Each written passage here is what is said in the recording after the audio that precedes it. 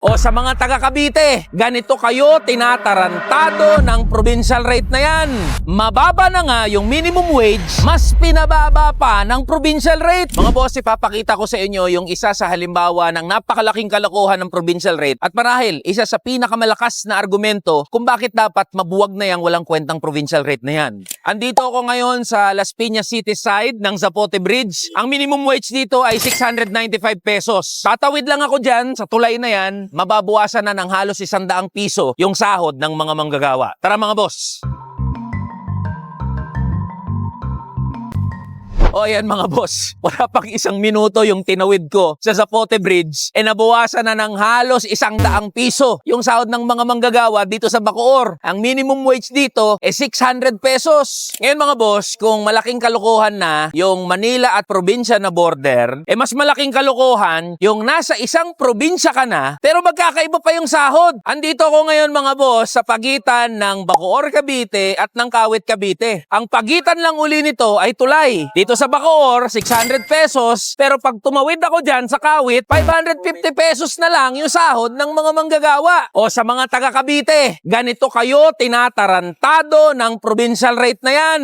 Ayon sa batas, ang pagtatakda ng minimum wage ay per rehiyon, kaya nga bumuo ng mga regional wage boards. Pero bakit dito sa Cavite at sa ibang mga probinsya, magkakaiba-iba ang sahod ng mga manggagawa per munisipalidad at bayan? Bigyan ko kayo ng halimbawa mga boss. Yung Bacoor, Imus, Dasmariñas at ibang mga first-class cities and municipalities dito sa Cavite ay may minimum wage na 600 pesos. Pero bakit yung mga katabing bayan ng Kawit, Nobeleta, Tansa, GMA at Silang, 550 na lang ang sahod? Mababa na nga yung minimum wage, mas pinababa pa ng provincial rate. Sa totoo nga lang mga boss, hindi na regional o provincial Yung pagtatakda ng sahod, per munisipyo na. Kaya doon sa mga nagsasabi na tama lang na may provincial rate, sa totoo lang, yung kayo Kasi wala nang ang rason, wala nang lohika para suportahan yung pagkakaroon ng provincial rate. Magkakatabing bayan, pare-parehas ang presyo ng bilihin, pare-parehas ang pangangailangan ng mga tao, pero magkakaiba yung sahod. Kaya kung kayo, taga Cavite,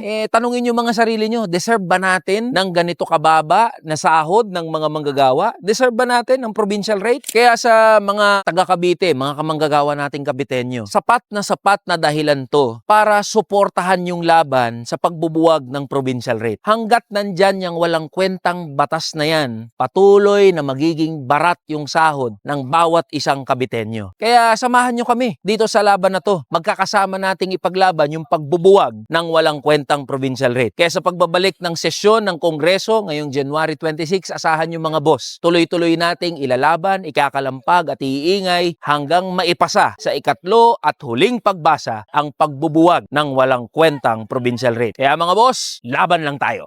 Tara na, kamanggagawa.